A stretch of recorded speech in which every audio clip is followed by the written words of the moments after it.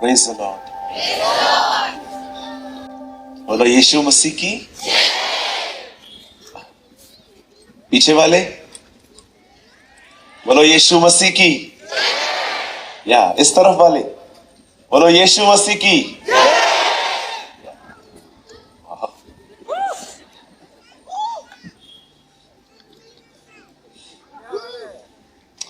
आप सब खुश हैं? कितने लोगों ने इन 3 दिनों में बरकत पाई, आशीष पाई? ओके, जिन लोगों ने आशीष पाई, मैं चाहता हूं वो लोग परमेश्वर के लिए ताली बजाएंगे। कब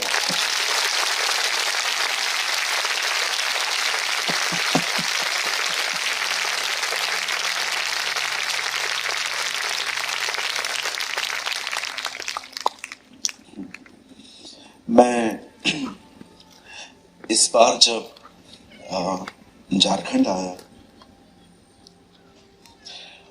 मुझे गिनती नहीं है,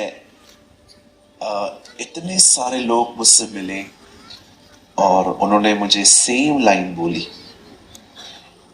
उन्होंने मुझे कहा कि ब्रदर, हम मुंबई आना चाहते थे आपकी चर्च में मीटिंग अटेंड करने के लिए, लेकिन हालातों की वजह से हम नहीं आ पाते थे।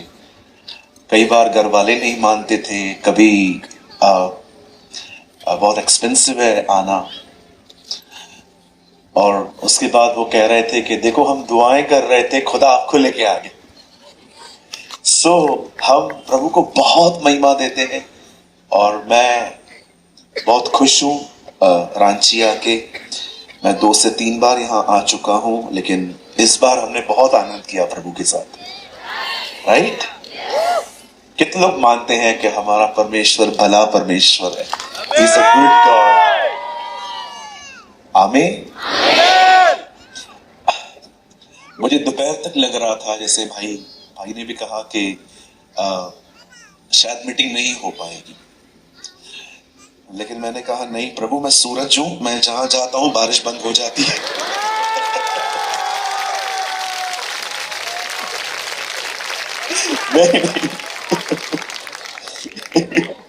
मैंने राजीव भाई को भी यही कहा। मैंने कहा ब्रदर, बारिश नहीं होगी, मैं आया हूं ना।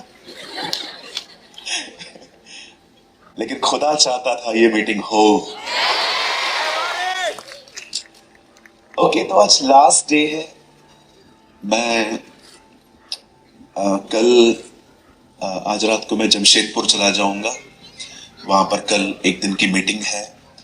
ये मीटिंग हमारी प्यारी बहन प्रवीणा बॉबी ने अरेंज की है। कल 3 सेशन वहां है, परसों मैं घर चला जाऊंगा और आज आखिरी सेशन है। और मैं बिलीव करता हूं कि परमेश्वर आपसे आज बात करेंगे। आप में से कितने लोग ये विश्वास करते हैं कि आज प्रभु मुझसे बात करेंगे? ओके, मैं चाहता हूं आप सब सामने देखें।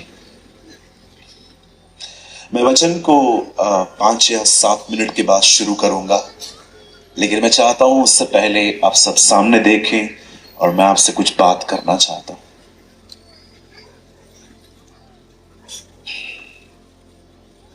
Jesus was a traveller preacher. यीशु मसीह एक घूम फिर के प्रचार करने वाले व्यक्ति थे। आप कभी नहीं सुनेंगे कि वो एक जगह पे रुकता था। कभी वो गलील, कभी वो बैतसदा, कभी वो यरूशलेम, तो कभी वो कफरनुम में रहता था। He was leading by the Holy Spirit. वो पवित्र आत्मा की प्रेरणा से चलता था। कई बार वो कहां पर 1 मिनट नहीं ठहरता था। कई बार वो कुछ जगहों पे 3-3 दिन रहता था। जीसस हमेशा पवित्र आत्मा की प्रेरणा में चलता था। एक दिन बाइबल बताती है वो एक घर में गया, जिस घर में 2 बहनें थी। एक का नाम था मार्था, एक का नाम था मरियम। कहिए मार्था, मरियम। और जैसे यीशु उस घर में गया, बाइबल बताती है उसने वहां पर परमेश्वर के वचन को बताया और एक बहन उसके पांव पर बैठकर वचन सुन रही थी, लेकिन दूसरी बहन वहां पर कुछ काम कर रही थी। बाइबल बताती है मरियम उसके पांव पे बैठ के उसका कलाम सुन रही थी जो उसके मुंह से आ रहा था, लेकिन मार्था जो थी वो उसके लिए कुछ शायद बना रही थी। वहां पर पूरा जिक्र नहीं है, लेकिन वहां पर ऐसा लिखा है वो काम करते करते घबरा गई। आप जानते हो जब मार्था घबरा गई तो उसने क्या कहा? प्रभु आपको चिंता नहीं है, मैं यहां पर अकेले काम कर रही हूं।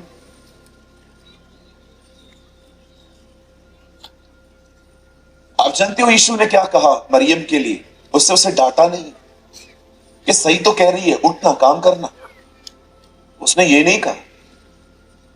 उसने कहा मार्था, हे मार्था, तू बहुत सारी बातों की चिंता करती और घबराती है, लेकिन जो उत्तम भाग मरियम ने चुना है वो उससे छीना नहीं जाएगा। आप जानते हो उत्तम भाग क्या था? उत्तम भाग था उसका कलाम सुनना। आप जानते हो इस समय आप कहां हो? आप उत्तम भाग में हो। आप, मैं आप में से हर एक को कहना चाहता हूं, मार्था यीशु के लिए खाना बना रही थी, लेकिन मरियम वो खा रही थी जो यीशु लाया था। आप जानते हो कई बार परमेश्वर आपसे क्या चाहता है? वो आपसे एक ही बात चाहता है और वो है अटेंशन,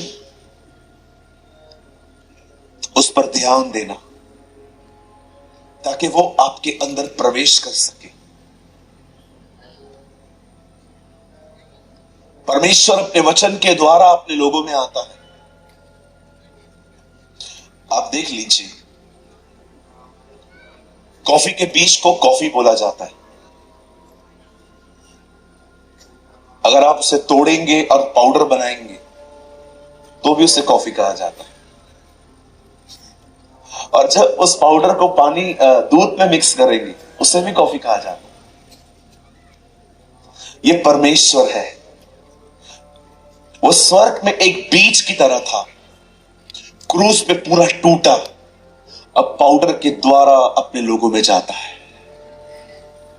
वो पिस गया, वो टूटा ताकि वो लोगों में जा सके।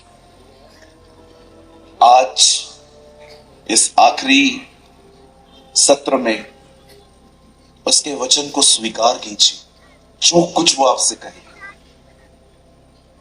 ये उत्तम भाग है उसका वचन।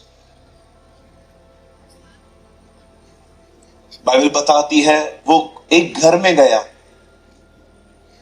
एक बहन उसको सुन रही थी, लेकिन दूसरी काम कर रही थी। Don't be like a Martha, be like Mary. Martha की तरह न बने, पर मरियम की तरह बने। मैं आपको सच कहता हूं, अगर आज का वचन आपने स्वीकार किया कि हां ब्रदर ये मेरे लिए था, आप आशीषित होंगे, आप ब्लेस्ड होंगे। कहिए अपने पास वाले से, ये उत्तम भाग है। कहिए अपने पास वाले को, वचन उत्तम भाग है।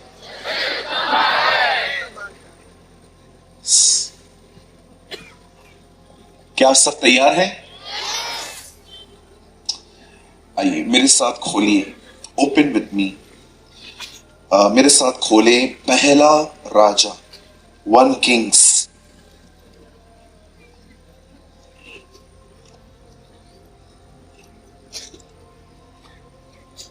Thank you Jesus, I worship,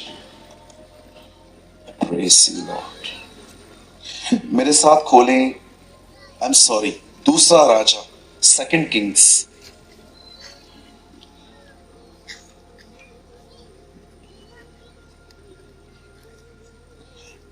पांचवा अध्याय, चैप्टर 5।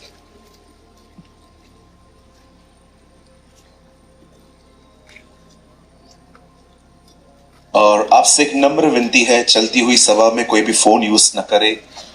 एक आपसे एक विनती है, प्लीज।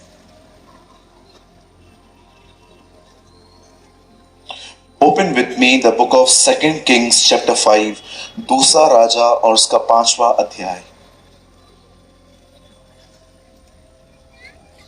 और मैं आपके लिए पढ़ता हूं 26। उसने उससे कहा, जब वह पुरुष इधर मुंह फेर कर तुझसे मिलने को अपने रथ पर से उतरा, तब से वह पूरा हाल मुझे मालूम था। क्या यह समय चांदी या वस्त्र या जैतून या दाख की बारियां, भेड़ बकरियां, गाय बैल और दास दासी लेने का है?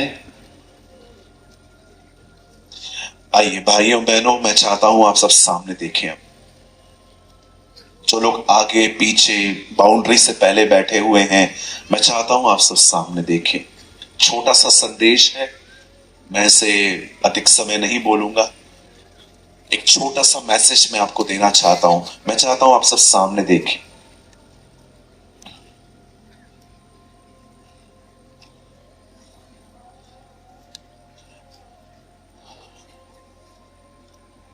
आप याद रखिएगा, परमेश्वर ऋतुओं को बदलता है। The Bible says God is a God of seasons. आप जिस सीजन को आज देख रहे हो, कल शायद आप उस सीजन को नहीं देखेंगे। बाइबल बताती है, जब परमेश्वर ने इस दुनिया को बनाया, तब उसने ये दुनिया आदम को दी थी। उसके बाद आप जानते होंगे, आदम का दौर निकल गया। उसके बाद बाइबल में दौर आया इजराइलियों का। आप पूरी बाइबल में देखिए, इजराइल के लोग आपको मिलेंगे।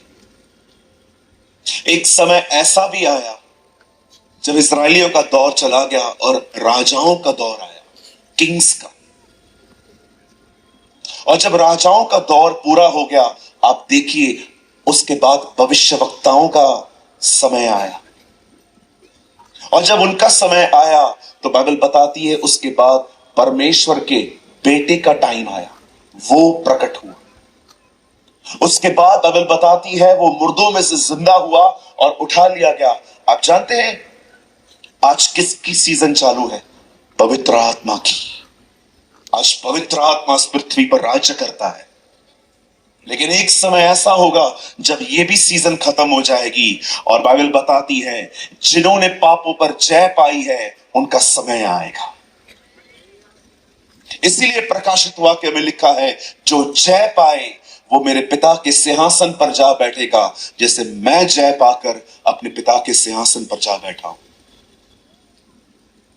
मैं आज आपको समय के बारे में कुछ बताना चाहता हूं कि क्यों एलीशा ने गहजी से ये बात कही थी। क्या ये समय ये सब चीजों को लेने का था? तो एलीशा, अगर ये समय ये सारी चीजों को लेने का नहीं था, तो ये समय किस चीज का था?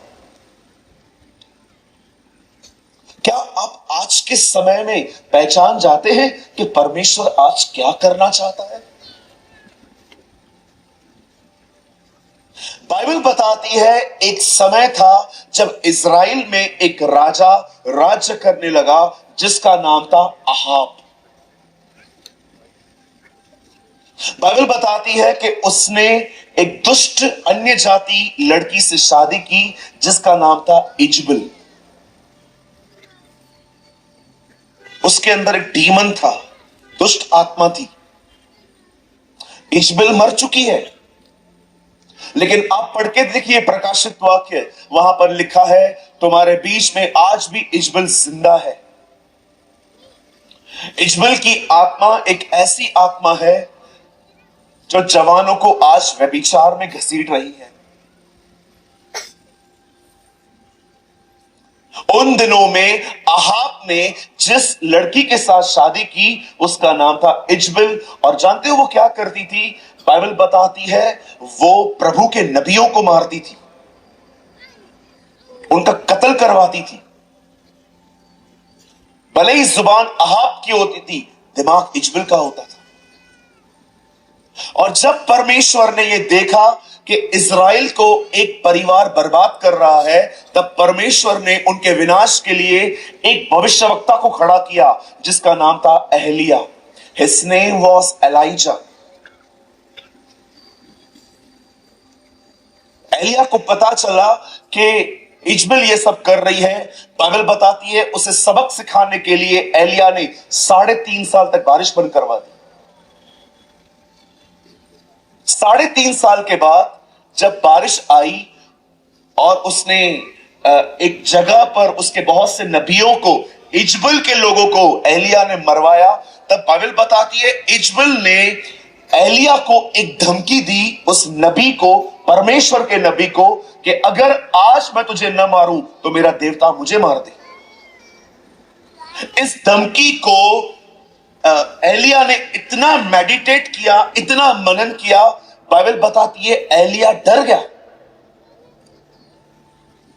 और डरने के बाद बाइबल बताती है वो एक पेड़ के नीचे गया और उसने अपनी मौत के लिए दुआ की कि प्रभु मैं बहुत परेशान हो गया हूं। इंग्लिश में लिखा गया है मैं फेडअप हो चुका हूं अपनी जिंदगी से। ये औरत तेरे नबियों को मारती है, अब ये मेरे भी प्राण की खोजी बनी है। आप जानते हो आप क्यों डरते हैं? आप क्यों डरते हैं? आपके अंदर डर क्यों है? बहुत सारे लोग डरते हैं। समाज के सामने अपने आप को मसीह बताने से डरते हैं। मैं एक सिंधी परिवार से प्रभु में आया। मेरी सरनेम से आपको पता चलता होगा। जब मैं प्रभु में आया बहुत सारे लोगों ने मुझे बहुत उल्टा सीधा कहा, अरे तूने ये कर दिया, तूने वो कर दिया, बड़े एलिगेशंस लग गए। बहुत सारे दोस्तों ने नाता तोड़ दिया। बहुत सारे लोगों ने बात करना ही बंद कर दी। अलग अलग चीजें बोलते थे मेरे लिए, तूने ये कर दिया, तूने वो कर दिया।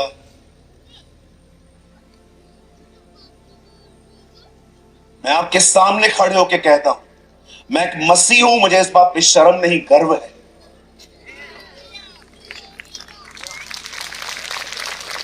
मुझे गर्व है इस बात पे कि यीशु मेरा परमेश्वर है। आज बहुत सारे लोग समाज के सामने डरते हैं। उन्हें डर लगता है कहीं नौकरी ना चली जाए, कहीं बेनिफिट्स ना निकल जाए हाथ से। किससे डर रहे हैं आप? इन समाज से जो आपको बीमार होने पे गोली नहीं देते। बहुत सारे लोगों को समाज का डर है। नहीं ब्रदर मैं नहीं बता सकता। मेरे पास एक 2 व्हीलर है मुंबई में, उसके आगे लिखा है जीसस इज लाइफ। जहां पर भी जाता हूं ना मैं लोगों को बताता हूं, देखो यीशु मेरा प्रभु है। क्यों डरना? क्या यीशु आपके लिए मरने से पहले डरा था? जरा सोचिए कितनी शर्म की बात होती है कि एक जवान को उन्होंने लकड़ी पर लगा दिया जिसका सिर्फ ये हिस्सा ढका हुआ था। क्या हुआ आपके लिए? क्या?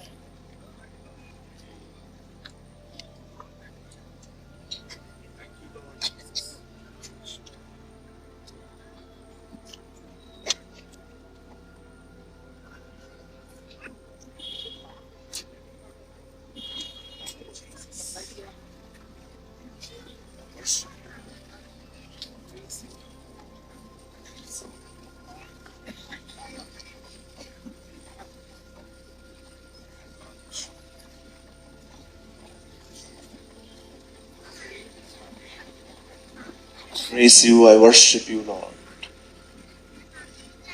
Shall I continue, brother?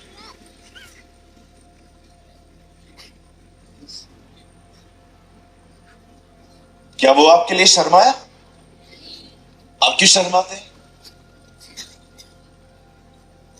कितने लोग हैं जब आप लोगों से मिलते हो तो आप उनको बताते हो कि यीशु आपका परमेश्वर है? Come on, lift your hand. मेरे भाइयों मेरी बहनों, यीशु ने कहा उनसे मत डरो जो तुम्हारे शरीर को घात करते हैं, सिर्फ उससे डरो जो शरीर के बाद तुम्हारी आत्मा को नाश कर सकता है, अर्थात परमेश्वर। मैं किसी से नहीं डरता। आप भी मत डरा करो। कहिए अपने पास वाले से, डरने का नहीं। मेरी मेरी तरह बोलिए, डरने का नहीं। हाँ, बोलो बोलो, बिंदास बोलने का। बोलिए, बिंदास बोलने का। हम्म।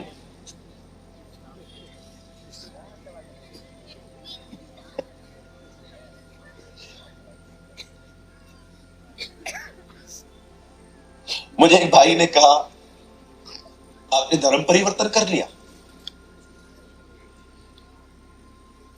आपको कितने पैसे मिले? यहां पर कोई है किसको पैसे मिले? अगर कहां मिलते तो बोलो, मैं चलता हूं, मुझे बहुत जरूरत है, लेके दो। मैं तो उनको ऐसे बोलता हूं, फिर ऊपर देखते। मैं बोलता हूं यहां पर देखो भैया, पैसे मिलते। मुझे उन्होंने बोला पैसे मिलते हैं। मैंने कहा पैसे मिलते? उधर थैली घूमती है, डाल के आता हूं उल्टा मैं तो।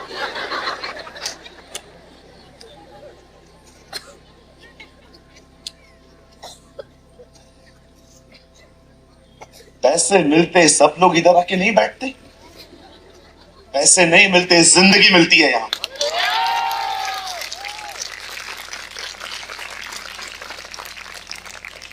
कितने लोग यहां पर गवाह है कि यीशु मसीह में आने के बाद आपको नई जिंदगी मिली? कोई पैसे नहीं मिलते, थोड़ी देर रुको, थैली आएगी। मैं सच में हैरान हो गया जब किसी ने मुझे कहा पैसे मिलते। मैंने कहा यार, मैं तो डाल के आता हूं, इनको पैसे मिलते।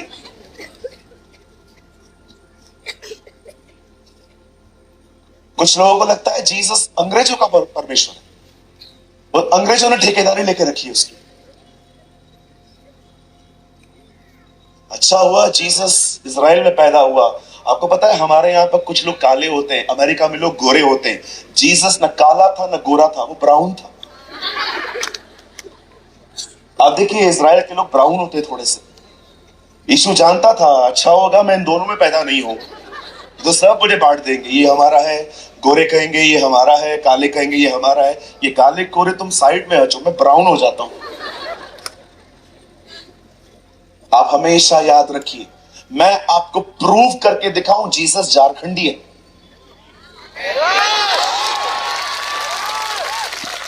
बताऊं मैं प्रूव कर सकता हूं, आओ मेरे सामने। आई विल प्रूव इट कि जीसस सिंधी है। अब देखो मैं क्या बोल रहा हूं। पिता मां ईश्वर अर्था तुलित हो, अच्छा तू अनुग्रहकारी दयालु परमेश्वर है, तू महान है। आप जानते हो मैं सिंधी बोल रहा हूं, वो सिंधी समझता है। आप झारखंडी बात बोलो, वो झारखंडी समझेगा, क्योंकि वो झारखंड का खुदा है। जो एक भाषा समझे वो सृष्टि का मालिक नहीं हो सकता। जो सारी भाषाओं को समझे वही सृष्टि का मालिक होता है।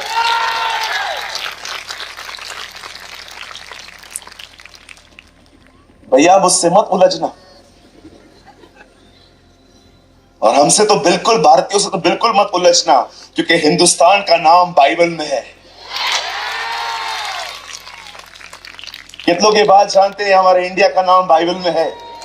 Read the book of Esther. शरेश राजा के दिनों में 100 कुछ प्रांतों के बारे में लिखा है कि वो राजा करता था हिंदुस्तान से लेकर शूशनगढ़ तक।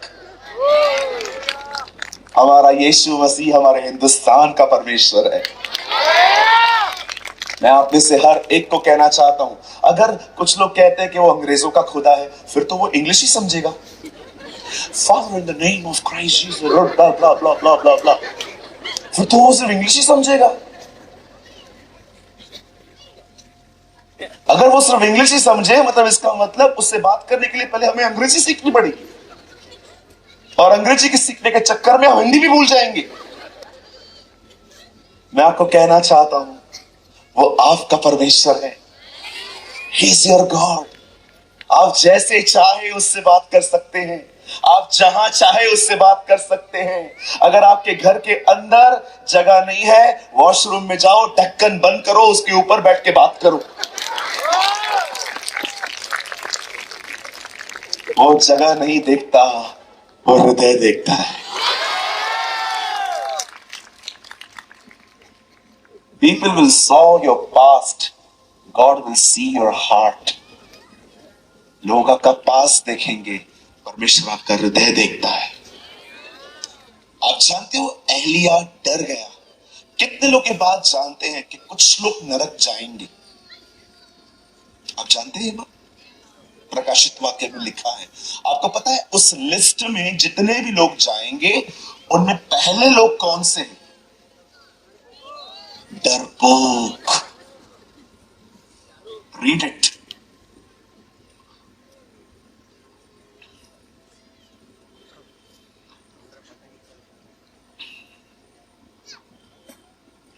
किसी से डरने की जरूरत नहीं है। किसी से डरने की जरूरत नहीं है। आपका परमेश्वर आपकी रक्षा करना जानता है। 60 में महाराष्ट्र में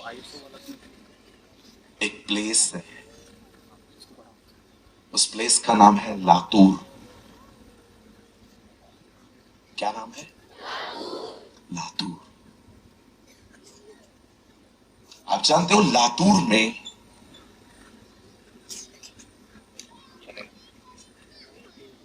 एक लड़की रहती थी आज से बहुत समय पहले। स्टडी के लिए वो कहीं बाहर गई, मतलब लातूर में ही, और अपनी फ्रेंड के साथ एक पीजी में रहने लग गई। स्टार्टिंग के डेज में उसे नहीं पता था कि जिस लड़की के साथ वो रह रही है वो एक मसीह लड़की है। उसे हर दिन देखती थी, वो सुबह में कुछ समय घुटनों पर बैठी प्रार्थना करती थी, ये काला काला किताब बाइबल इसको पढ़ती थी, और वो हर दिन उसकी इस गॉडली हैबिट्स को देखती थी। एक दिन इस बहन ने, जो उसके साथ रूम शेयरिंग में रहती थी, इसने उससे पूछा, बोले दीदी आप हर दिन इस बुक को पढ़ते हो, आप हर दिन मैं देखती हूँ कि आप घुटनों पर बैठे रहते हो, आप क्या करते हो? तब उस बहन ने अपना फेथ शेयर किया। उसने कहा, बहन मैं एक मसीह हूं और हम लोग हर दिन अपने परमेश्वर से प्रार्थना करते हैं और बाइबल के द्वारा वो हमसे बात करता है। उसने अपना सिंपल फेथ शेयर किया। ये बात सुनने के बाद उस बहन को ऐसा लगा कि मैं भी इन बातों को थोड़ा जानूं, और उस बहन ने कहा, आप लोग कहां जाते हो? उसने कहा, यस, हम हर रविवार एक जगह पे जमा होते हैं जहां पर हम यीशु से दुआ करते हैं। उसने कहा, संडे को मैं भी आ सकती हूं आप लोग के साथ? यस, कम विद अस, आ जाइए आप भी। और जब वो उसके साथ चर्च में गई, उस कलीसिया के अंदर प्रभु की शिक्षा बहुत खूबसूरत थी, बहुत बैलेंस प्रीचिंग थी वहां पर। इस बहन को अच्छा लगा वहां पर जाकर क्रिश्चियन कल्चर देखकर। इस बहन ने उससे कहा, क्या आप हर संडे जाते हो? उसने कहा, हाँ हर संडे जाते हैं। उसने कहा, मैं चल सकती हूँ आपके साथ हमेशा? बोला, हाँ आप आया करो। आहिस्ते आहिस्ते 3 4 5 हफ्तों तक वो वहां पर जाती रही, और कुछ समय के बाद उसने उनसे बाइबल लिया और वो खुद भी पढ़ने लग गई। और कुछ समय के बाद जब वो अपने पढ़ाई करने के बाद उसे 1 महीने की कुछ छुट्टी मिली थी, वो अपने घर की तरफ आई, अपने घर पे आ गई, तो उसके घर वालों ने क्या देखा कि जहां पर टीवी चलती है अब ये यहां पर नहीं बैठती। हम संडे को मूवी पे जाते हैं लेकिन ये मना करती है कि मैं नहीं आऊंगी। गली के आसपास जो लड़के रहते थे, पहले वो उनसे बातें करती थी, लेकिन अब उसने हर एक से बात करना बंद कर दी। उसके परिवार वाले उसके बदलाव को समझ नहीं पाए कि ये इतना अजीब बिहेव क्यों कर रही है। एक दिन उसकी मम्मी ने उससे एक बात पूछी, बोला बेटा क्या बात है, तू टीवी नहीं देखने आती लिविंग रूम में, हम सब बैठे रहते हैं। तो उसने कहा माँ मुझे पता नहीं, मुझे इंटरेस्ट नहीं है इन बातों में, मुझे मूवीज पे जाना, ये सारी जो दुनिया की बातें हैं मुझे अच्छी नहीं लगती आजकल। मैं मैं बैठी हूं, मैं खुश हूं, मुझे कोई टेंशन नहीं है। एक दिन उसकी मम्मी ने उसके कमरे में बाइबल देख ली। उसने कहा ये क्या है? उसने कहा ये बाइबल है, मैं पढ़ती हूं। बोला ये हमारी किताब थोड़ी है, तो उसे क्यों पढ़ रही है? उसने कहा मम्मी इसमें ऐसी कोई बात ही नहीं है, इसमें तो साफ साफ लिखा गया है हमें हमें पेरेंट्स का ऑनर करना चाहिए, मैं इसकी वजह से ही आपसे तमीज से बात कर पाती हूं। बोला नहीं, ये नहीं पढ़ना। लेकिन उस लड़की ने अपनी मदर की बात नहीं मानी। वो कंटिन्यू बाइबल पढ़ती रही। हर रविवार को ट्रैवल करके वो चर्च जाती थी अपनी फ्रेंड के साथ। एक दिन उसकी फैमिली उसकी इन बातों के कारण बहुत डिस्टर्ब हो गई और बहुत उस दिन उनके घर के अंदर बहुत झगड़ा हुआ, बहुत मुंहमारी हुई। आखिर जब उन्होंने देखा कि ये लड़की किसी भी एंगल से, किसी भी तरह से नहीं मान रही है और यीशु को छोड़ने के लिए तैयार नहीं है, तब उन्होंने लड़की के बड़े भाई को जो दूसरे शहर में था कॉल करके बुलाया और कहा तेरी बहन कुछ गलत कर रही है। वो आया घर पे। वो भाई बोलता कम था, मारता ज्यादा था। उसने उस पे हाथ उठाया और कहा यह सब नहीं चलेगा यहां पर। उस लड़की ने कहा चाहे तुम्हें जो करना है कर लो, मैं यीशु को नहीं छोड़ूंगी। आप जानते हैं वेट, आप जानते हैं एक दिन क्या हुआ? मुझे माफ कीजिए, बहनों की प्रेजेंस में मैं ये बात कह रहा हूं। एक दिन ऐसा कुछ हुआ जो बताते भी शर्म आती है। एक रात लेट नाइट 1:30-2 बजे उसके भाई ने एक ऐसी हरकत की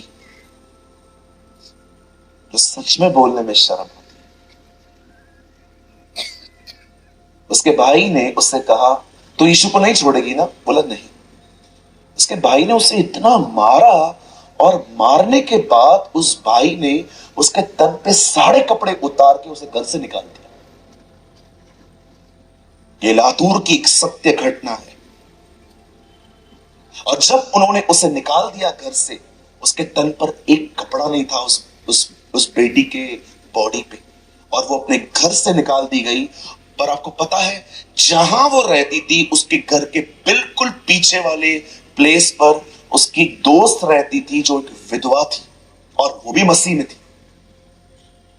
वो वहां से निकलकर जैसे ही उस तरफ भागकर अपनी दोस्त के घर में जा रही थी, वहां पर खड़े होकर कुछ लोग कैरम खेल रहे थे, कुछ लड़के, और उन लड़कों ने उस लड़की को देख लिया। और जैसे ही उन लड़कों ने उस लड़की को देखा, वो उसके पीछे भागे। तब तक वो लड़की उस अपनी दोस्त के घर पे अंदर चली गई थी और उन लड़कों ने नॉक किया, दरवाजा खटखटाया। वो विडो सिस्टर बाहर आई और उनसे पूछते हैं क्या हुआ भाई लोग? उन लड़कों ने कहा आंटी इस समय आपके घर पे एक लड़की आई है। वो कौन है बताओ? पहले उसने झूठ बोला, मैंने ये बायोग्राफी पढ़ी, झूठ बोला। उन्होंने साफ साफ कहा यहां कोई नहीं आया है। उन्होंने कहा आंटी आप क्यों झूठ बोल रहे हो? अभी तो हमने देखा एक लड़की आपके घर के अंदर आई है, आपने दरवाजा खोला। बोला नहीं कोई नहीं आया है। पीछे से वो लड़की आ गई अपने आप को शॉल ओढ़े हुए और उनको बोलती है क्या हुआ? तब वो लड़के कहते हैं बहन आप कौन हो? उसने कहा मैं एक फीमेल हूं, मैं बहन हूं, क्या हुआ आप लोगों को? बोलते नहीं नहीं आप हो कौन? बोला आपके सामने खड़ी हूं, लड़की हूं। बोलते नहीं बहन जब आप उस घर से निकले और इस घर में आए, आपके आसपास एक रोशनी थी, एक सफेद रोशनी थी। ये क्या था? आपको पता है, किसी ने उससे नंगा नहीं देखा, किसी ने उसे नेकेड नहीं देखा। ये आपका परमेश्वर है। मैं आप में से हर एक को कहना चाहता हूं, आपको किसी से भी डरने की जरूरत नहीं है। जिसने हमें बुलाया है वो हमारी रक्षा करना जानता है। मैंने जब पहली बार ये गवाही सुनी थी ना, मैं रोया था। मैंने कहा, प्रभु, हमारी सबसे बड़ी प्रॉब्लम पता है क्या है? हम तुझे ही नहीं जानते, इसीलिए हम कमजोर हैं आज। इसीलिए 11:32 दानियल कहता है, जो अपने परमेश्वर को जानते हैं वे बड़े सामर्थी होते हैं। वे सामर्थी होते हैं, वो कमजोर नहीं हो सकते। आप कमजोर हैं, आप जानते हो क्यों हैं? क्योंकि आप अपने परमेश्वर को नहीं जानते। आप सिर्फ प्रचारक पर निर्भर हैं कि प्रचारक जो कहता है बस वही है। कितने लोग हैं यहां पर, मुझे बताइए, अपनी नींद खराब करके सुबह में आप घुटनों पर आते हैं, बाइबल पढ़ते हैं ताकि आप अपने परमेश्वर को जान पाए। मेरे भाइयों, मेरी बहनों, पाप क्षमा मुफ्त में होते हैं। परमेश्वर को जानने के लिए कीमत चुकानी पड़ती है। क्या कहा उन 5 कुंवारियों को दूल्हे ने जब वो उसके पास आती है? उन औरतों को क्या कहा गया? जाओ और तेल मोल ले लो। तेल को मोल लेना पड़ता है। परमेश्वर कभी सुस्त लोगों पर अपने आप को जाहिर नहीं करता। आप देखिए, यीशु के 12 के 12 चेले मेहनती थे, वो हार्ड वर्कर थे, वो पसीना बहाने वाले लोग थे। वो ऐसे ही किसी पेड़ के नीचे नहीं सोए हुए थे और यीशु ने उनको कहा, चलो कुछ काम नहीं है, मेरे पीछे चलो। वो सब काम धंधा करने वाले लोग थे। सबको कॉल उनके काम की जगह से आया था। आज की जनरेशन 12 बजे नींद से उठती है। कैसे परमेश्वर को जानेंगे आप अगर आप बलिदान करना नहीं जानते? क्या आपकी नींद से दोस्ती टूट गई? क्या अधिक खाने से आपकी दोस्ती टूट गई? क्या वो दोस्त जो प्रभु में नहीं है और आपको गुनाहों में ले जाते हैं, क्या आपने उनसे नाता खत्म किया? मेरे भाइयों, मेरी बहनों, आग वहीं गिरती है जहां बलिदान होता है। आग वहां आती है जहां बलिदान होता है। एलिया डर गया, और जब परमेश्वर ने देखा कि एलिया डर गया, परमेश्वर ने उसकी सेवकाई एक दूसरे व्यक्ति को दे दी। आप पढ़ के देखिए, एलिया ने अपनी सेवा पूरी नहीं की, परमेश्वर ने उसकी सेवकाई एलीशा को दे दी। अब एलीशा उसकी जगह पे आ गया। परमेश्वर कभी एक डरपोक व्यक्ति का उपयोग नहीं कर सकता। वो डरपोक को चर्च बुलाएगा ताकि वो डर से मुक्त हो, लेकिन वो कभी इस डरपोक को यहां नहीं बुला सकता। अगर आप एक सेवक हो तो आपको यह पता होना चाहिए, अगर आप एक प्रभु के दास हो, अगर आप उसकी संतान हो, आपको पता होना चाहिए कि आपका परमेश्वर कौन है।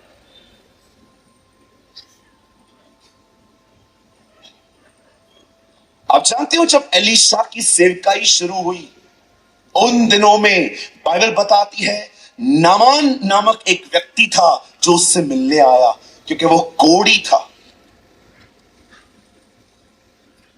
लेकिन वो बहुत पैसे वाला था। वो जानता था, वो एक सिद्धांत जानता था कि अगर एक परमेश्वर के दास से हम मिलने जा रहे हैं तो हमें कुछ साथ में लेना चाहिए। उसने अपने साथ गाय, बैल, बहुत सारी चीजें ले ली कि अपनी चंगाई के बदले मैं एलीशा को कुछ भेंट दे दूंगा। जब वो एलीशा के दरवाजे पे पहुंचा, वचन कहता है एलीशा उससे नहीं मिला। एलीशा ने गहजी से कहा, जा इसे बोल कि यरदन नदी में 7 डुबकियां मारे और 7वीं डुबकी लगाने के बाद वो चंगा हो जाएगा।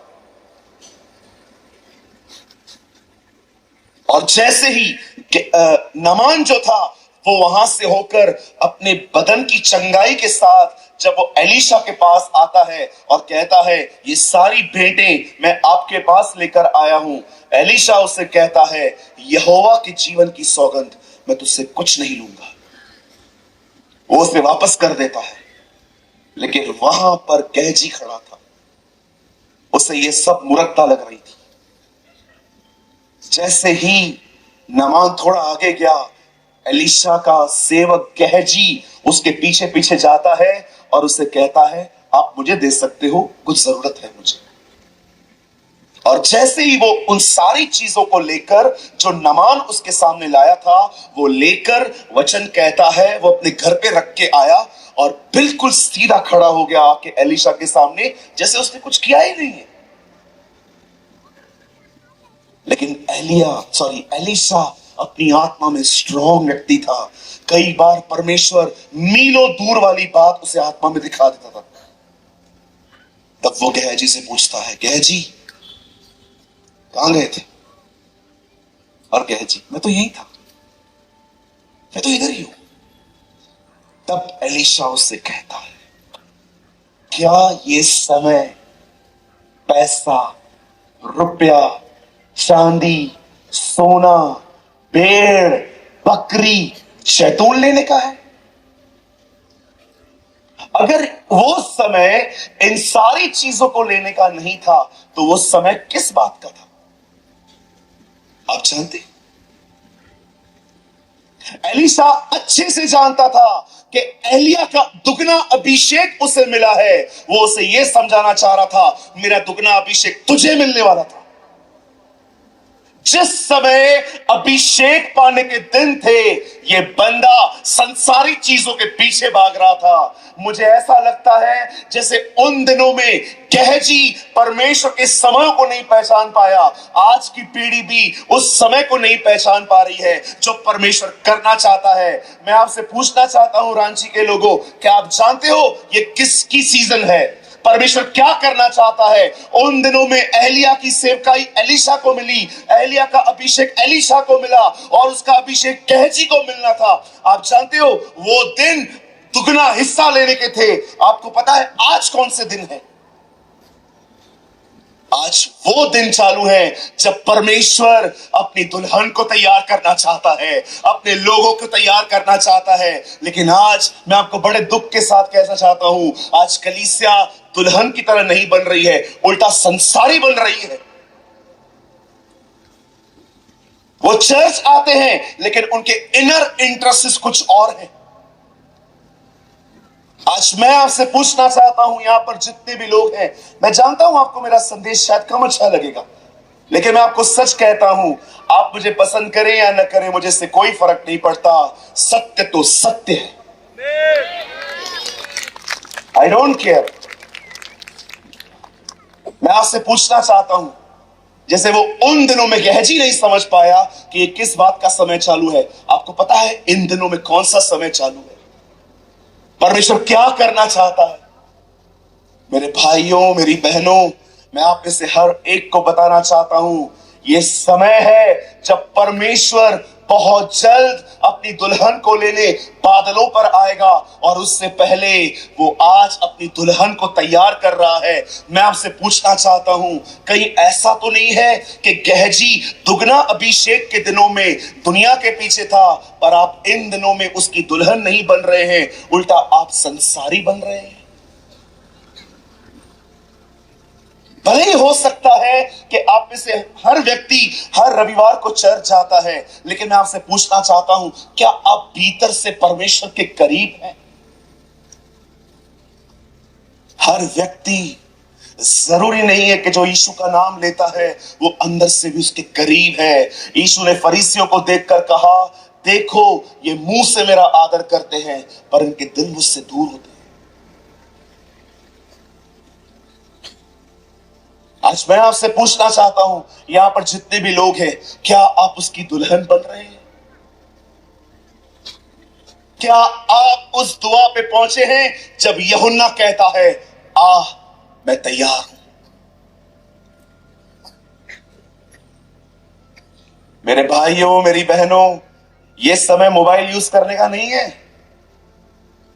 ये समय सिर्फ चिटचैट करने का नहीं है। ये चीजें आचार की तरह होनी चाहिए। मिले तो भी धन्यवाद, ना मिले तो भी ठीक है। ये समय पैसों के पीछे भागने का नहीं है।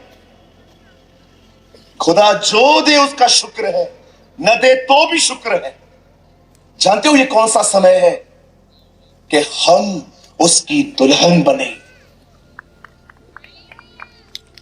This is a season of bride. क्या लगता है आपको पवित्र आत्मा क्यों आया है? आप में से बहुतों को लगता है पवित्र आत्मा सिर्फ और सिर्फ हमें यहां पर गिराने के लिए आया है, उठाने के लिए आया है। क्या आप जानते हो बाइबल बताती है तुम्हें पवित्र आत्मा देने के लिए उसे अपनी जिंदगी देनी पड़ेगी। पढ़ के देखिए तीतुस में एक ट्रांसलेशन में लिखा गया है यीशु पृथ्वी पर इस्राएल को पवित्र आत्मा देने आया। हिंदी में लिखा है उसी ने अपना आत्मा दिया, लेकिन एक ट्रांसलेशन में लिखा है वो पृथ्वी पर अपने लोगों को पवित्र आत्मा देने आया ताकि उसके लोग उसकी दुल्हन बन सके। जानते हो दुल्हन कैसी होनी चाहिए? दुल्हन कैसी होनी चाहिए? पवित्र आत्मा आपको बाहर से नहीं सजाएगा, वो आपको भीतर से सजाएगा, वो आपको भीतर से बनाएगा। वो यीशु की जिंदगी आप में अंदर देने आया है।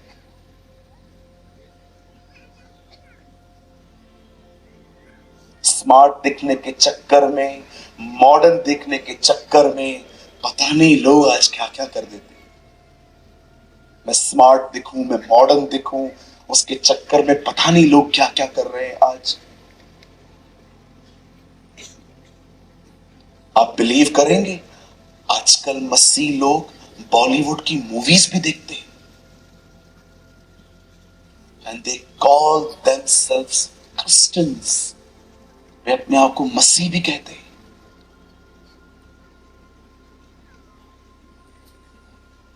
सारा दिन ध्यान सेल्फीज पर है, फोटो निकालने हैं, सोशल साइट्स पे डालने हैं, कमेंट्स एंजॉय करने हैं। अरे कभी कभार आप डालते हो तो उसमें कोई बुराई नहीं है। आजकल लोगों की जिंदगी हो गई है, खाना भी खाएंगे फोटो निकालेंगे। मैं आपसे पूछना चाहता हूं क्या पवित्र आत्मा आपको उसकी दुल्हन बना रहा है? गैजी नहीं समझ पाया, हम भी नहीं समझ पा रहे हैं। जानते हो उसकी दुल्हन क्या होती है? मैं आपको बताऊं, जानना चाहते? मैं आपको बताता हूं उसकी दुल्हन कैसी होती है। मैं आपको बताना चाहता हूं जब पवित्र आत्मा एक व्यक्ति के अंदर काम करता है तो वो कैसा बन जाता है। एक दिन लूत और इब्राहिम के चरवाहों के बीच में झगड़े हुए। इब्राहिम जानता था कि आपस में लड़ना अच्छी बात नहीं है। तब इब्राहिम लूत को कहता है, हे लूत, हम एक काम करते हैं, हम डिवाइड हो जाते हैं, अलग हो जाते हैं। पूरा देश सामने पड़ा हुआ है, तुझे क्या चाहिए, दाई या बाएं, जो चाहिए तू ले जा। आप जानते हैं जब लूत ने पूरी नजर घुमा ली तब उसे बहुत सारी जगहों पे बंजर जमीन दिखी, लेकिन एक ऐसी जगह भी थी वहां पर जिसमें हरियाली थी, ग्रीनरी थी। लूत ने कहा मैं यहां जाऊंगा। इब्राहिम खुद चुन सकता था अपनी जगह क्योंकि वो बड़ा था, वो उसका अंकल में आता था, लेकिन उसने फिर भी नम्रता से कहा तू चूज कर। जैसे हम में से कुछ लोग अपने बड़े होने का फायदा उठाते हैं, इब्राहिम ऐसा नहीं था। इब्राहिम ने कहा चूज कर दो तुम्हें चाहिए, और लूत स्वार्थी होकर एक ऐसी जगह चुनता है जहां पर हरियाली थी। उससे लगा ये ज्यादा है, यहां पर मेहनत नहीं करनी पड़ेगी, ये तो बंजर जमीन है। प्रभु भी बड़ा महान है। लूत की नजर जमीन पे थी, जमीन मिली। इब्राहिम की नजर परमेश्वर पर थी, पूरा देश मिला। आप जानते हैं वेट क्या हुआ वहां पर? जरा सोचिए, कोई आपके सामने अच्छी अच्छी चीजें ले ले और सड़ी हुई चीजें आपको दे दे, क्या आपके अंदर उसके लिए कड़वाहट नहीं आएगी? आप जानते हो इब्राहिम को उसने बंजर जमीन दे दी और खुद वो अच्छी जगह पे चला गया। लेकिन आप जानते हो एक समय ऐसा आया, बाइबल बताती है एक राजा ने लूत को बंदी बना के वो अपने साथ ले गया। और जब ये बात इब्राहिम को पता चलती है, बाइबल बताती है इब्राहिम अपने लोगों को लेकर उन लोगों से लड़ने गया और उसने लूत को छुड़ाया। मैं आप में से हर एक को बताना चाहता हूं, जब पवित्र आत्मा आपके अंदर काम करेगा, आप सिर्फ उनसे प्यार नहीं करोगे जो आपसे प्यार करते हैं, आप उनसे भी प्यार करोगे जो सही नहीं है। ये पवित्र आत्मा है। हम उनसे प्यार करते हैं जो हमसे प्यार करते हैं, हम उन्हें विश करते हैं जो हमें विश करते हैं, हम उन्हें बर्थडे गिफ्ट देते हैं जो हमें गिफ्ट देते हैं। लेकिन जो हमसे अच्छा नहीं चलते, हम उनका नाम खराब करेंगे, उल्टी सीधी बातें बोलेंगे। लेकिन मैं आपको बताना चाहता हूं, जब पवित्र आत्मा आपके अंदर काम करेगा ना, आपको वो उनसे भी प्यार करने का सिखाएगा जो आपसे प्यार नहीं करते। आज मैं आपसे पूछना चाहता हूं, क्या पवित्र आत्मा आपको इस तरह तैयार कर रहा है?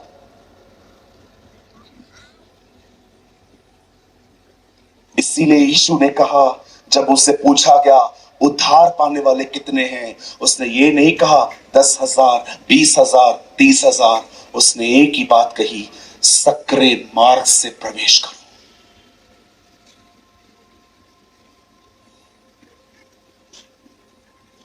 मेरे भाइयों, मेरी बहनों, ये दुल्हन के संवरने के दिन है। मैं आप में से हर एक को बताना चाहता हूं, बहुत जल्द वो समय आएगा जब हम एक आवाज सुनेंगे। हम एक आवाज सुनेंगे और जैसे ही हम ऊपर देखेंगे, हमारा छुटकारा निकट होगा। यीशु ने कहा, ऐसी जिंदगी जियो कि तुम मनुष्य के पुत्र के सामने खड़े होने के योग्य बनो। मैं आप में से हर एक को कहना चाहता हूं, मेरे भाइयों, मेरी बहनों, घुटने टेको आज घर जाकर और पवित्र आत्मा से कहो, पवित्र आत्मा, धन्यवाद आप मुझे सब कुछ देते हैं, लेकिन आज मैं जान गया हूं यह दुल्हन बनने के दिन है। मेरे अंदर से जो कुछ भी आपको पसंद ना आए उसे निकालिए, पर मुझे यीशु की दुल्हन बनाइए। Make me a bride of Christ. बहुत थोड़ा समय रह गया है, तैयारी करिए। आपको पता है मुझे कभी कभी क्या लगता है, शायद हम कल भी न मिल पाए, आज रात को वो आ जाए। हम इतने करीब हैं। मेरी एक अंग्रेजी बाइबल में लिखा है, हे मेरे बालकों, हिंदी में लिखा है, हे मेरे बालकों, तुम जानते हो उसका आना निकट है। मेरे एक ट्रांसलेशन में लिखा है, हे मेरे बालकों, तुम जानते हो उसके आने में मात्र 1 घंटा बचा है। 2000 साल पहले यूहन्ना अपनी किताब में लिखता है, उसके आने में 1 घंटा बचा है। और आज मैं भाई सूरज प्रेमानी आपको बताना चाहता हूं, अब उसके आने में 1 मिनट बचा है। बहुत जल्द वो हमारे बीच में आएगा। कहां हैं आप इन दिनों में? क्या आप उसके सामने एक समर्पित जिंदगी जी रहे हैं? क्या आपने खुदा से कहा, खुदा मैं भले ही तेरे पीछे चलता हूं, लेकिन मेरा दिल है ना बहुत सारी बातों पे लगा हुआ है, मेरा मन बहुत बटा हुआ है खुदा, मुझे ऐसा लग रहा है कि मैं तेरे पास हूं फिर भी मैं भटका हुआ हूं। मैं आपको सच कहता हूं, मैं कोई पवित्र नहीं हूं, लेकिन मैं हर दिन अपना दिन खुदा के सामने खोलता हूं, मैं कई बार परमेश्वर से कहता हूं, प्रभु मुझे माफ कीजिए, इतने साल हो गए हैं मुझे आपको जाने हुए, पर मुझे ऐसा लगता है कि मैं आज भी आपको वैसे नहीं जान पा रहा जैसे मुझे जानना चाहिए। आप इससे यहां पर बहुत लोग हैं, मैं अपनी आत्मा में जानता हूं, यहां पर बहुत सारे लोग हैं जो समय और ऋतुओं को नहीं पहचानते। ये समय है दुल्हन के तैयार होने की,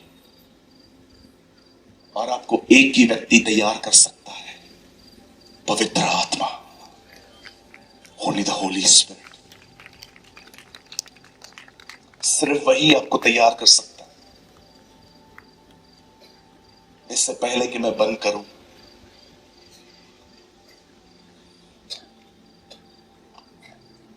मैं कुछ बोलना चाहता हूं।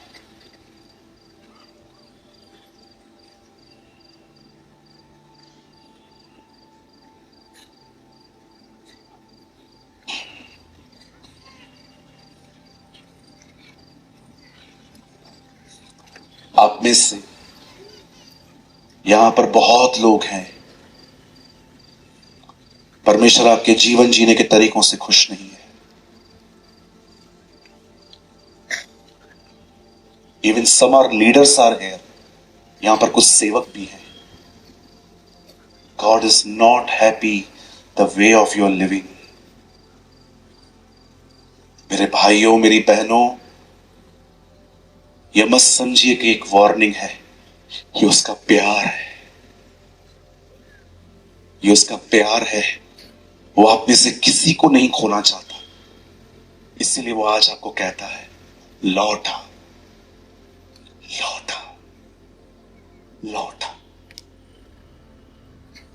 मैं सेकंड टाइम आप में से हर एक को कहना चाहता हूं, आप में से यहां बहुत लोग हैं जिनके परमेश्वर जीने के तरीकों से खुश नहीं है।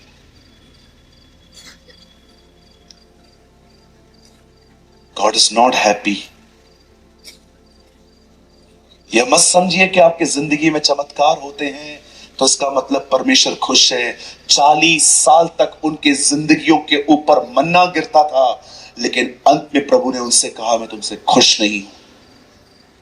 आप पढ़ के देखिए, उनकी चप्पलें नहीं घसी, लिखा है वो कभी निर्बल नहीं हुए। इस्राएल के लोग वे बीमार नहीं पड़े, वो चंगाइयों में चलते थे, उनके पास किसी चीज की घटी नहीं थी। हर दिन आसमान से खाना गिरता था, चट्टान उन्हें पानी देती थी। आपको पता है, एक अम्ब्रेला की तरह दोपहर में बादल और रात को आग का खंभा। आप सोचिए, अगर आपके घर के अंदर, आपके कमरे में एक दिन खाना अगर आसमान से आए, तो क्या आप कभी उस दिन को भूल पाओगे? वो हर दिन देखते थे ये सब, उनके बीच में हर दिन चमत्कार होते थे, लेकिन अंत में परमेश्वर ने जानते क्या कहा? उनमें से मैं बहुतों से प्रसन्न न था। इसीलिए यीशु मसीह सेवकाई करने से पहले जब दरियाए यरदन पर आते हैं, तो पहली वाणी उसके लिए यही आती है, मैं उससे प्रसन्न हूं। यही हमारा लक्ष्य होना चाहिए कि हम एक ऐसी जिंदगी जिए कि वो हमें कह सके, मैं तुझसे प्रसन्न हूं, मैं तुझसे खुश हूं। आज इस शाम में मेरे भाइयों, मेरी बहनों, परमेश्वर आपसे कहना चाहता है, मेरे बेटे, मेरी बेटी, मैं तुझसे बहुत प्रेम करता हूं। तू इस समय जहां पर है, मेरी मर्जी से नहीं है। लौटा लौटा।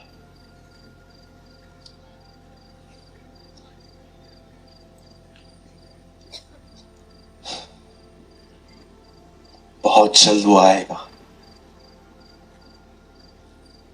मैंने सुबह एक बात कही थी, जो लोग नहीं आए थे मैं उनके लिए भी कहता हूं, सुन लीजिए, आपके फायदे की बात है। मैं भले ही प्रचार करता हूं, और मैंने कभी महसूस नहीं किया कि मैं एक प्रचारक हूं। आप जानते हो एक्चुअली मैं क्या बोलता हूं अपने प्रचारों में? मैं कभी ज्यादा प्रचार करने के पीछे माथाफोड़ी नहीं करता, ये बोलूंगा ये बोलूंगा ये बोलूंगा। मैं सिर्फ आपको वो बताता हूं जिस तरह से मैं खुद तैयार हो रहा हूं। That's it. मैं इसी तरह तैयार हो रहा हूं और मुझे परमेश्वर ने कहा है अपनी तैयारी को बता।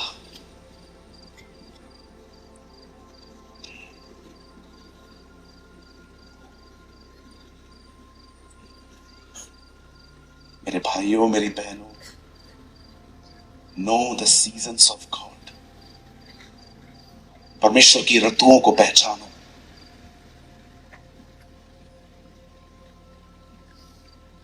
नंबर बताने से आपकी कोई उन्नति नहीं होने वाली। मैं आपको आपके मोबाइल का नंबर बताऊं, क्या मिलेगा आपको? दिखाइए मुझे बाइबल में कोई भविष्यवक्ता जो लोगों का नंबर बताया करता था कि तू, तेरा घर ये है, तू ये घर है, तेरा ये घर है, तेरा ये घर है। आप पढ़ के देखिए, बाइबल का हर भविष्यवक्ता एक ही बात बोलता था, इस्राएल को लौट आओ, लौट आओ, ताकि तुम्हारे पाप मिटाए जाए।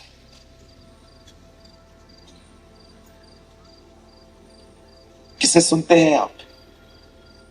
उन लोगों को जो सिर्फ आपको अमीर होने की प्रतिज्ञाएं देते हैं, फेमस होने की प्रतिज्ञाएं देते हैं। वो आपको साधारण से सेलिब्रिटी बनाना चाहते हैं। कि आप उन लोगों को सुनते हो जो बहुतों को धर्मी बनाते हैं। पढ़ के देखिए, दानियल में लिखा गया है, अंत के दिनों में वो आकाश के नाई चमकेंगे जो शिक्षा देते हैं, जो बहुतों को धर्मी बनाते हैं।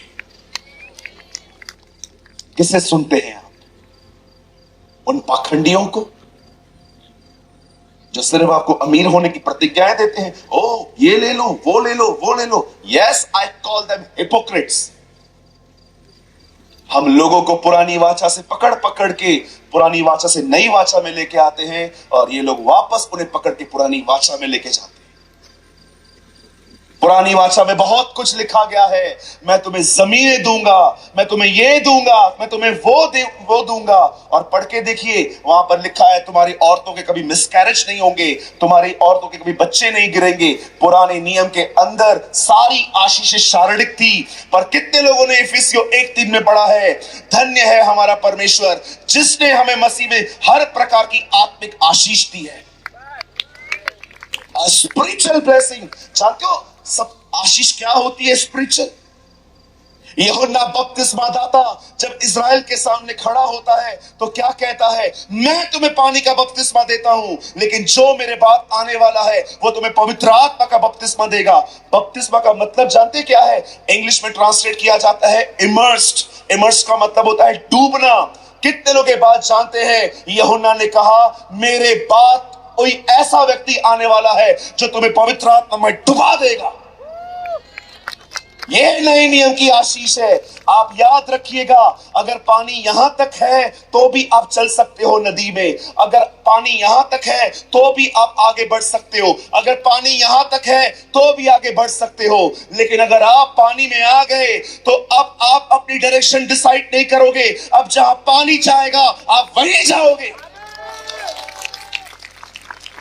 यूहन्ना ये कह रहा था कि परमेश्वर की महान आशीष आ रही है, यीशु मसीह आएगा, तुम्हें पवित्र आत्मा में डुबाएगा और तुम्हें वहीं ले जाएगा जहां वो चाहता है। कितने लोग हैं यहां पर जो इस तरह की आशीषों के पीछे भागते हैं कि प्रभु मुझे इतना भर कि मेरी जिंदगी तेरे नियंत्रण में रहे। A life who control by God. बंद कर दीजिए ऐसे लोगों को सुनना जो आपको आत्मिकता से निकालकर आपको वर्ल्डली बनाते हैं, और ऐसों को सुनिए जो आपको धर्मी बनाएं, जो आपको खुदा के करीब ले जाएं, जिनके प्रचार सुनने के बाद आपका प्रार्थना जीवन बढ़ जाए। ऐसों की किताब पढ़िए जिसको पढ़कर आपको बाइबल के प्रति आपकी भूख बढ़ जाए।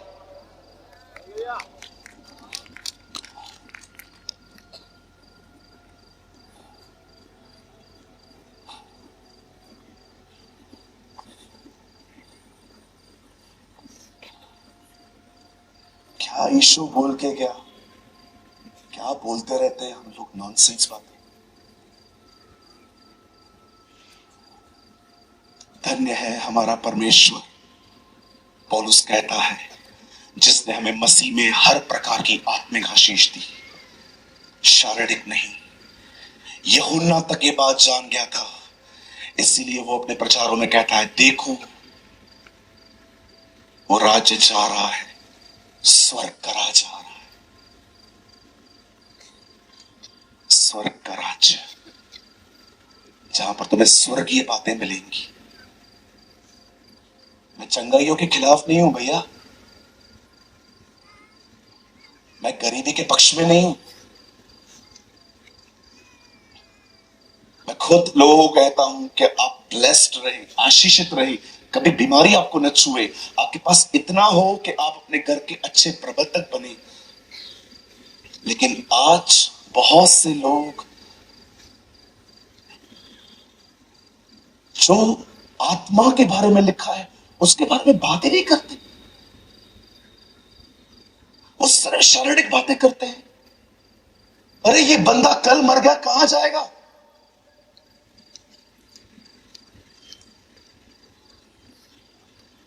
इस दुनिया में सबसे डेंजर काम है एक प्रचारक बनना। मैं आपको मजाक नहीं कर रहा हूं। इसलिए याकूब कहता है, तुम जानते हो हम शिक्षकों का न्याय और कड़ाई से होगा, क्योंकि हम बोलने में चूक जाते हैं। Brother, if you are a pastor, दीदी, अगर आप प्रीच करते हैं, preach carefully, lead people to Jesus, not to this world. लोगों को खुदा के करीब ले जाओ, संसार के नहीं। आपकी आराधना, आपका प्रचार, आपका सब कुछ लोगों को जीसस के करीब लेके जाए।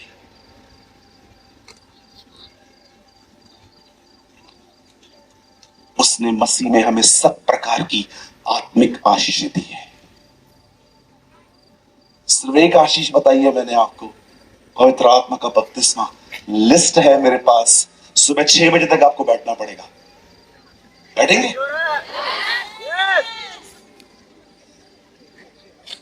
बैठेंगे सुबह 6 बजे तक? बारिश पड़ेगी, बैठेंगे? मैं नहीं बैठूंगा।